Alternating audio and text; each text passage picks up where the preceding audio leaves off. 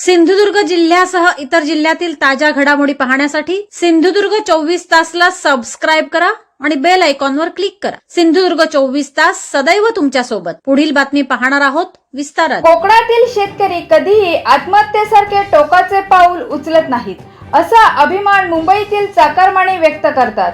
मात्र आज बदलत्या परिस्थितीत कोकणातील शेतकऱ्यांवरही आत्महत्येची वेळ येत असल्याची खंत व्यक्त करत शेतकऱ्यांच्या लढ्यासाठी मुंबईतील चाकरमान्यांनीही पुढे यावे आणि मोर्चात सहभागी होऊन सहकार्य करावे, असे आवाहन काका डोके यांनी केले आहे।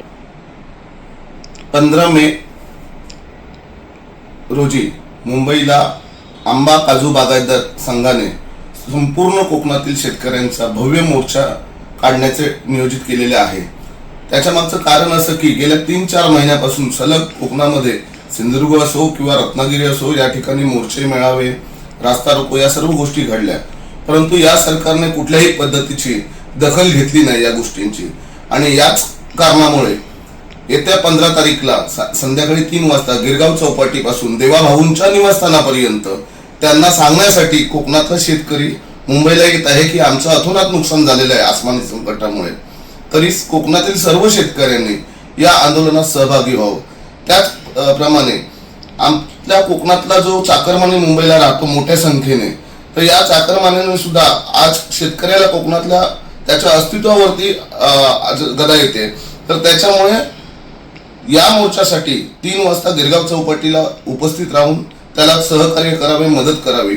त्याचं कारण असं की कोकणातला आज राजा जो आहे तोच संकटात आहे आणि तो संकटात असल्यामुळे शेतकरी संकटात आहे। जर या राजाचं अस्तित्व पुढील काही वर्षामध्ये संपुष्टात आलं तर तुम्ही हक्काने सांगू शकत नाही की आमच्या कोकणामध्ये आंबा पिकवला जातो, काजू पिकवली जाते। परंतु तुम्ही या अगोदर बऱ्याच वेळा बाहेरच्या लोकांना सांगितलं की आमच्या कोकणात एकही शेतकरी आत्महत्या कधी करत नाही, पण आज सुरुवात झाली आहे। आणि जर तुम्हाला खरंच तुमच्या कोकणातला शेतकरी चांगल्या पद्धतीत शेती करावी असं वाटत असेल तर आम्ही ज्या 15 तारीखला जो मोर्चा काढत आहोत राजू शेट्टींच्या साहेबांच्या नेतृत्वाखाली, तर त्या मोर्चासाठी एक दिवस आपला या कोकणातला शेतकरी तुमच्याजवळ काही मागायला चाकरमान्याने येत नाहीये, फक्त तुमचा एक दिवस द्या या कोकणातल्या शेतकऱ्यांना आणि या मोर्चामध्ये सहभागी व्हा एवढीच विनंती करतो। धन्यवाद। सिंधुदुर्ग जिल्ह्यासह इतर जिल्ह्यातील ताज्या घडामोडी पाहण्यासाठी सिंधुदुर्ग 24 तासला सबस्क्राइब करा आणि बेल आयकॉनवर क्लिक करा। सिंधुदुर्ग 24 तास सदैव तुमच्या सोबत।